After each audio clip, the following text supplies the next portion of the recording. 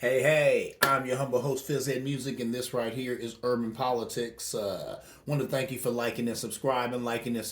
As soon as you have a chance, please take a little cell phone over to YouTube and like and subscribe, Urban Politics. Actually, if you're watching this video, I'm sure you can do it right after the video. You can just like and subscribe right there. You know what I'm saying? So there it is. But without taking any more time, I want to jump right into it like a car and drive because there's all types of tasty politics to sink our teeth into. Delicious, right?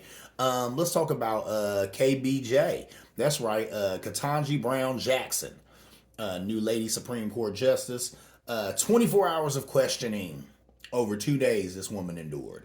Um, she was asked crazy stuff by crazy people. A lot of this stuff, you should Google the hearing and check it out for yourself. Bear witness to it because it's a historic event, which Cory Booker spoke to, and we'll talk about that in a minute here. But it was a historic event, and you really got to see how this sister was really poised under some ridiculous questioning that she only got because she's a black woman who's actually poised and more qualified probably than anyone who has that position currently, right? But that is the reason why they really put her through the ringer and asked her questions like is it her personal hidden agenda to incorporate critical race theory into our legal system? I'm not going through critical race theory. We've talked about it ad nauseum right here on this show. So that question is really, really stupid. And that came, I want to say, from a congresswoman. Like I said, you go back and you look at the hearings. I'm not naming no names on who asked her that, but that's a lot of the GOP just trying to appease their base. That's their big hot button issue right now, right? Critical race theory. So they're going to ask a Supreme Court justice or a person who's poised to be a Supreme Court justice, are they trying to incorporate critical race theory into our legal system? That question is so idiotic for a number of reasons. Like I said, you can do the research yourself and find out why. That's a stupid question. And she only got it because of who she is. She only got it because she's a black woman. They would not have asked anybody else that question. They asked her that question, like I said, because they just want to appease their base. They just wanted to bring critical race theory up again. They just wanted to put that back in the news again. Why not? So she was also asked, do you think babies are racist? Really? Do you think babies are racist? That is so laughable. I guess, this is such an idiotic question. You probably know. I think this came from Ted Cruz. Come on, man. Are you serious? Do you think babies are racist? And he said something about a book that talks about how babies are racist. I mean, that's scientifically impossible, right? Nobody's born anything. You're not born racist. You learn racism. Unfortunately, these babies are born with a clean slate. I seen a minister a while ago, and that was his sermon for that Sunday. He said, babies are a clean slate. So whatever you write on them, is what you write on them, but they're a clean slate. So babies are a clean slate no matter what color they are. They don't know race. They don't know racism until what? They learn it from who? Us, the adults. A little while ago too, man, an older sister from the South, that's what she said to me. She said, they don't want to hear what I say because, yes, people are born racist. I said that's scientifically impossible. No one's born anything. You have to learn anything. No one's born a chef. No one's born a cop. No one's born racist. All of these things you have to learn. You have to learn how to cook. You have to learn how to enforce the law. You have to learn to be racist. And you learn it from the people who are already here and who've been doing it for years. So there's that. That's a ridiculous question, but of course you got hit with that. Accused of being soft on crime and soft on pedophiles. Really? What? Where? Yeah. And I want to say that was Josh Hawley was going there, but once again, you know what that's about. That's about that base. That's a hot button issue with them, right? Pedophiles. How everybody on the left is a baby-eating pedophile. Redonkulous. But these people believe it. He knows that. You know what I'm saying? It's politically expedient for him. They said that this guy is eyeing a 2024 bid for president. So, of course, that's what he's going to do. Run around talking about this dumb stuff instead of asking prevalent and relevant question of a woman who is poised to be a Supreme Court justice. No, you want to talk to her about being soft on crime and soft on pedophiles. Obviously, neither is true. So there's that. Cory Booker, he said some words about the event being historic. The historic nature of the event. That was huge. I agree with that 100%. Like he said, I want to pause and let it be known this ain't no run of the mill thing. This don't happen every day. You know, we have a black woman who is poised to be a Supreme Court justice. This is history that's being made today. We need to bear witness to it. I'm paraphrasing, but that's my point. You know, he definitely wanted to distinguish the moment, shine a light on it, because it is history in the making. You know, we've had black male Supreme Court justices. We've had white female Supreme Court justices. We've had white male Supreme Court justices. We have never had a black female sit on the Supreme Court. So that'll be huge. That's going to be real huge right there. So it is a historic moment. You know, he said, "God got you," you know, and Tucker Carlson took direct umbrage with that. Of course, Tucker Carlson taking umbrage with everything. What a buffoon! But he tried to act like there was something weird in that. You know, him talking about my sister. Of course, black, you know that black people, we refer to each other as brothers and sisters. That brother such and such, that sister such and such. I do it all the time on this show. So Tucker Carlson, you know what that's about, because at the end of the day, black folk. Some of us don't even like each other. Some of us hate each other. At the end of the day, we still understand that we're a part of a larger family that is the black community. Ain't that something? That's crazy. Plenty of black folk don't even associate with black people, but at the end of the day, they still realize that they're members of this larger black community we have here in America. So a TI is what a TI is. So when he said, "My sister, guys got you," that came from a place of, my sister, guys got you. I could have said that to her. You know what I'm saying? Anybody could have said that to her if he was black. You know what I'm saying? Because that's what it is. We are brothers and sisters. And like I said, even though we really hate on each other and don't support each other a lot, most of us still recognize that larger community that is the black community. That's still a family. It's still a village. Anyway, the GOP really just upset about past confirmations. That's what this was. We see Lindsey Graham and some of these other guys get up there and they're giving her a hard time. Really, they just mad about past confirmations, like Amy Coney Barrett.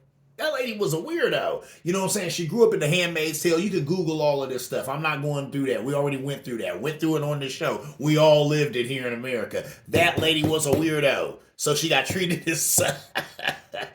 She's still on the bench.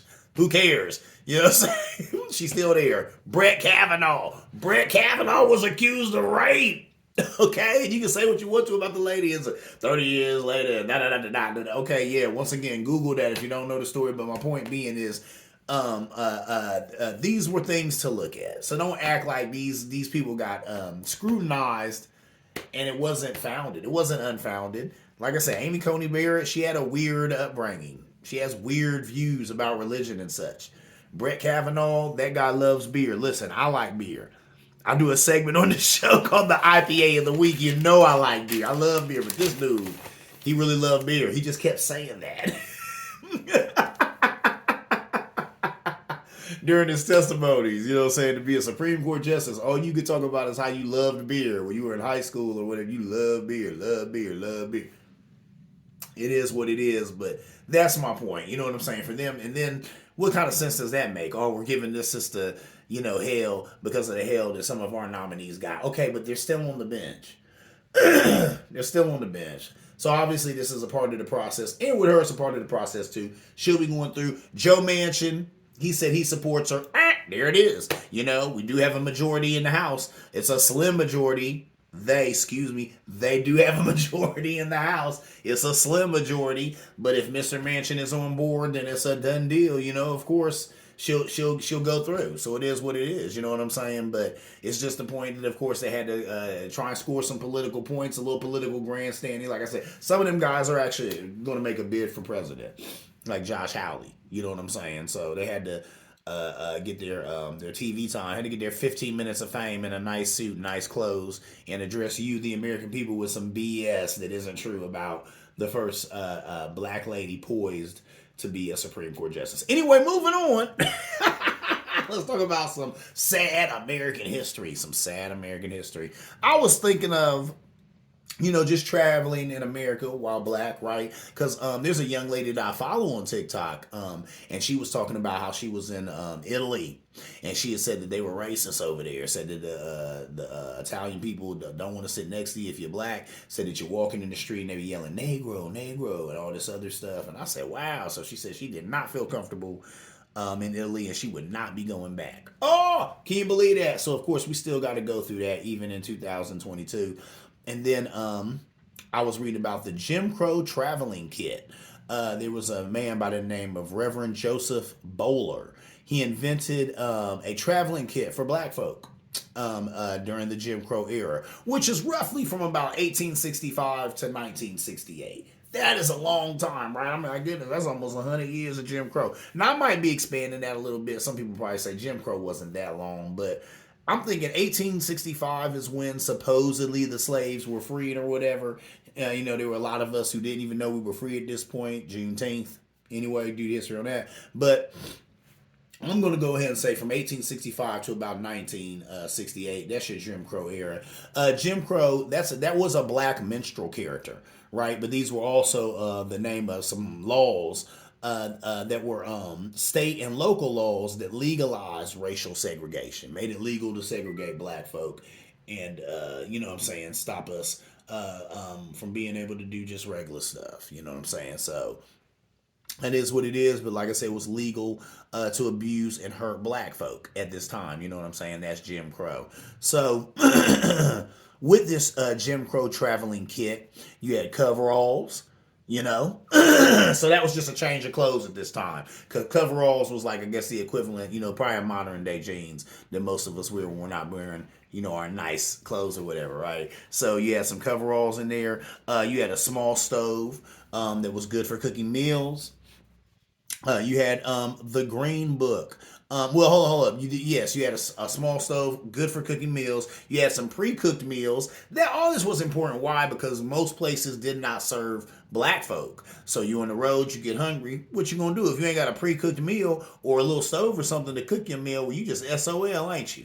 Because you can't go into any of these white establishments and get any type of service. You might get killed. So there was that. Had to have that, and then they also had guns. I didn't think about this, but yeah, these black folk were traveling with guns. That makes a whole lot of sense, doesn't it? That makes that absolutely makes sense when you know that even police and law enforcement might will try to do something to you because of the color of your skin. Of course, you're gonna be traveling with some heat. So that was a part of this kit, right? Excuse me. And there was also the Green Book. Now, I've talked about the Green Book on this show. I'm looking for a Green Book. If you have a Green Book, please, if you want to let me buy it or whatever or something, or just want to hit me up so I can, show it on this show so that people who've never seen it, don't know about it, can get a gander at it and learn the history of it. But it's actually was called the Negro Motorist Green Book. In 1963, Victor Hugo Green published it. And the Green Book was something that let black folk know places that were safe in America for them to travel. Roads it was safe for them to take, eateries that were probably sympathetic, to black folk and were cool and would let you come in there and eat, come in the front door, treat you with a little respect, a little dignity. Yeah, you know what I'm saying? So isn't that interesting that, black people had to have that information documented somewhere? This brother, and they said that he did it just because, like most black folk at the time, he was sick of going out his door and not knowing where he could be safe, not knowing where he could travel and just be treated like a human being and not be disrespected so bad, right? Now, here's the thing: this Jim Crow travel kit was only needed because for whatever reason, white folk went out of their way to make traveling harder for these black folk. They said that they would spit on different, because it was segregated, right? So there's a black only section. So they said they would urinate in the black only section. They'd spit in the black only section. They'd defecate in there. They'd make it real dirty. They put dirt in there or whatever. They would just go out of their way, to mess up the area. There was section for black folk. So that was the reason why you needed these coveralls and such, and the having to take meals. I heard a story, from my mother. She had talked about how she was an activist back in the day, and, she was on the road somewhere in North Carolina where she's from, and she said she went into a restaurant, and when she went in there, her other black friends was like, "Are you crazy? Why are you going in there?" She's like, "Yeah, I'm going in there. Maybe she had to go to the bathroom. I don't know what my mom was doing, just being crazy. So she go up in there, and she said she walked in there, and they turned the lights out on her and let her know, you can't get service here. We don't service your kind here, and turn the lights out on her. Let her know we turn these lights out. We'll do whatever we want to you. You might not come up out of here. Don't even play those type of games. See what I'm saying? It was real like that. So you had to have these traveling kits. You had to have this green book, so that you know where you can be safe when you travel while traveling black in America. Some people say that's while traveling black in the South. That's while traveling black in America. Racism is everywhere. It ain't just, it's not regulated only to the South. A lot of racism in the South, sure. Plenty of racism in the North, too. You know what I'm saying? So that TI is what a TI is. Moving on. I want to talk about some local stuff because all politics is local, right? So let's talk about some politics right here in the beautiful River State, OH and a dime. There's a Senate race going on because Rob Portman, he bounced. He stepped down. He left his Senate seat, so there's a Senate seat open. There are 3 guys vying for this seat. There might even be more, but we're only going to talk about these 3 because these are like the 3 front runners, right? And really only 2 of them are basically inching towards the front or whatever. But really, no matter in this Senate race, no matter which one of these gentlemen wins, it's a loss for all Ohioans. I'm sorry. That's all I can think of. When I was looking at this and I'm reading this, that's all I could think. I said, no matter which one of these 3 guys wins, it's a loss for all of us. It's a loss for all Ohioans, and you'll understand more while talking. First of all, let me just preface it by saying all of them are trumpeters. They're all trumpeters. All of these guys are trumpeters in their own way. Some are worse with it. Some, I guess, are better with it, but they still got it. You know what I'm saying? And the fact that this party is still just holding on to that dude, that goon. I'm just like, come on, man. What is the matter with you dudes? There's not a backbone among them, And one of the dudes I'm going to talk about, he's not, I don't think he's a bad guy. And I don't think he's been in politics, so we don't know what he would do with power. But like I said, at the end of the day, I still couldn't give him any love because he's a trumpeter. Let me go ahead and let's talk about the candidates, right? Okay, so there's the Republican Senate race. Josh Mandel, that guy's a trumpeter. He's corrupt. Former Ohio State treasurer. He was an Iraq vet. Pushes the big lie. That's all you need to know about that guy. I can't stand no Josh Mandel. When he was, what was he? He was state treasurer, I think. He had got involved in a scandal where, of course, it was crony capitalism, and he hired all his buddies who didn't know anything about any of these jobs, and then he stole a bunch of money and stuff too. So we already know what that dude does with power. He abuses it. All right, don't give him no more if you're paying attention. So there's that. There's another dude running against him, Gibbons. This Gibbons guy is a real estate investor. He's a banker. He's an entrepreneur. He's from Cleveland. Now, him and Mendel got into it. They had a debate not too long ago where they literally kind of got up in each other's face. There wasn't no blows thrown, and that would have really been funny if they threw blows, but that happened. But they got in each other's faces, and he's talking to Josh Mendel, and basically, he was accusing him of having no private sector experience. He told him, you don't know nothing about the private sector. You don't know nothing about the private sector. And then Josh Mendel got up in his faces. What you saw? 2 tours in Iraq. How you gonna tell me I haven't worked? How you tell me I don't know nothing? It's funny. You can see it on the internet. I watched it a couple of times. It's hilarious. But I do think it was heated for real. They was about to come to blows. You know what I'm saying? So, but in the Republican Party, that type of childish, idiotic behavior is rewarded. So if anything, maybe their numbers will go up or something because that party is just really devolved into something that's loony. So that type of loony behavior is only rewarded in that party, right? So there's that. There's another guy. Now those two, Gibbons and Mendel, they're neck and neck. I think they said Gibbons is like 20%. They said Mendel is like 17 point something percent. So that's basically the same, because it's give or take 5 points or whatever. Now, this other person, J.D. Vance, I had never heard of this person before, but I go out here and I talk to some other people they had. I guess he was famous a while ago. He's a venture capitalist who worked in Silicon Valley. And there's a book that he wrote called Hillbilly Eulogy. I think that's what it's called. Hillbilly Eulogy. Hillbilly is E-L-E-G-Y. Eulogy. I don't know. Please help me out with that if you know anything about this book. But I guess it was big in the media for a while there. He wrote it. It's a bestseller. People like it. And his whole thing is just convincing these people that he's, these people from Ohio, Delaware, Ohio, just a little, maybe an hour and a half north of where I'm sitting right now, right? Convincing them And he's this hometown guy. You know what I'm saying? Because he's a venture capitalist who made all this money in Silicon Valley, but then he got this book where he talked about his meemaw and his pawpaw, and I guess I'm imagining growing up as a hillbilly. I don't know anything. I've never even heard about this until recently. With him running for this race or whatever. But what I don't like about this guy would definitely turn me off. Held a rally at a gun range in Delaware, Ohio. Who does that? He's in front of a gun range in Delaware, Ohio, and that's where he chooses to hold his rally. That's redonkulous, but that's that GOP stuff, right? They some gun nuts, some gun lovers. So I'm like, not like that, right? And then they were saying even at this rally, he was referring to what was he saying? He's gonna say referring to the restless babies in the room, and they were saying that was making a reference to how the right feels like they have to make as many babies as they can to make up for the babyless left. I'm not making any of this up. Look all this bizarre madness up, but this JD Vance character. He's also running for this Senate seat. It's sad. Of all of these gentlemen, like I said, I might could mess with Gibbons. Why? He's never had power like that before. He's never been in public office. So, I could see what he would, it's like, give this guy a chance. You know what I'm saying? He might actually be somebody who's trying to serve. But then the fact that he's a trumpeter, and how do I know that? They said that he was on, I think, the Treasury of the 2016 re-elect Trump campaign or something. He's involved with the 2020 campaign to re-elect Trump or whatever. So garbage, man. All of these guys are trumpeters.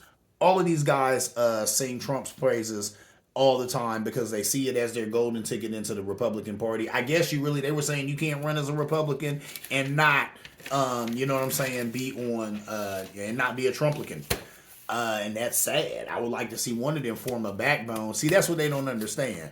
Everybody is kowtowing to Trump and kowtowing to the big bully. What it takes is people with backbones and with some testicular fortitude to step forward and distinguish themselves and say, hey, guess what? I'm going to throw it all out there. And I'm going to say, look, this guy sucks and I ain't down with him. Now, people have done that and it has cost them their political careers.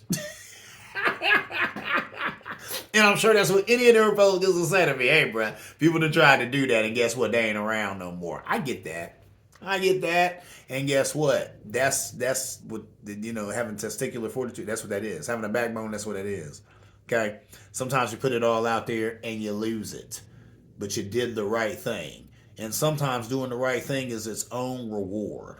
Okay? So that TI is what a TI is. Are you in this game to be scared? Yeah, scared money don't make none, right? You know what I'm saying? Please don't bring scared business around the way. Don't bring scared business around the way. That's that was the original done dollar from Belly, but that's real, man. You can't be scared with this thing. I hate when politicians get in here and they're gonna play it safe. Why?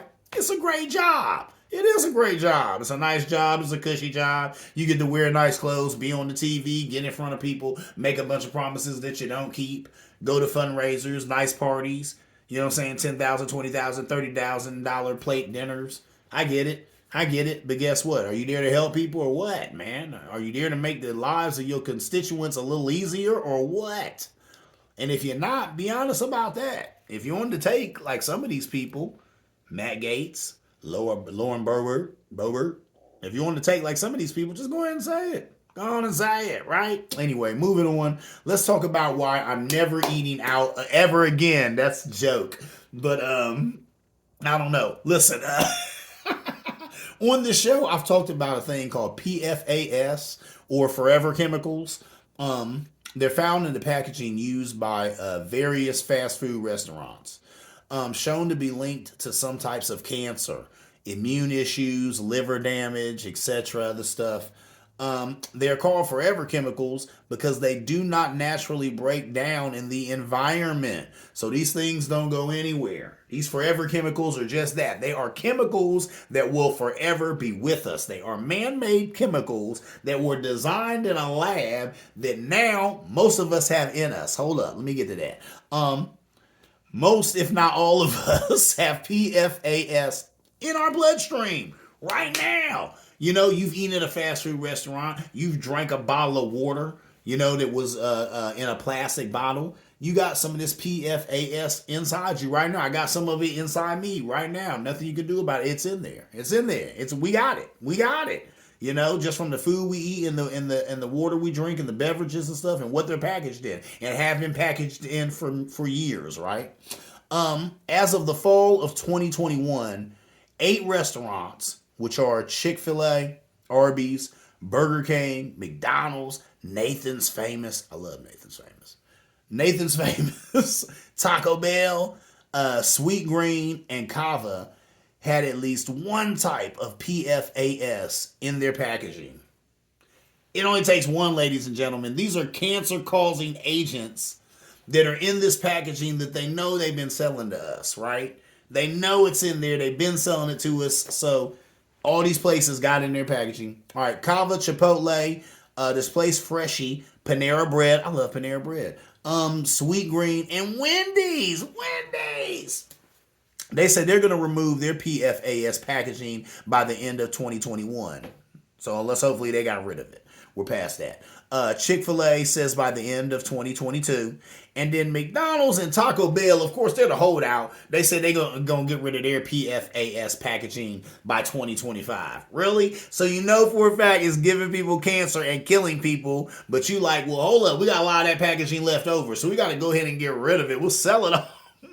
We'll go ahead and wrap it up in what we got right now. When it's gone, it's gone. We ain't gonna buy no more. But we got to get rid of what we have. I understand that it's killing people. I understand it's giving people cancer and immunodeficiency or immune issues or whatever. But we still got a lot of packaging that we got to get out. See what I'm saying? So that right there shows you where their priorities is at. And it ain't your health. So remember that when you go out here and eat out or whatever, right? Anyway, ladies and gentlemen, that's my time. This has been Urban Politics. I'm your humble host, Phys Ed Music. If you like what you're watching, please like and subscribe. Like and subscribe. Tell a friend about Urban Politics, where politics lives. And as always, see you around like a donut.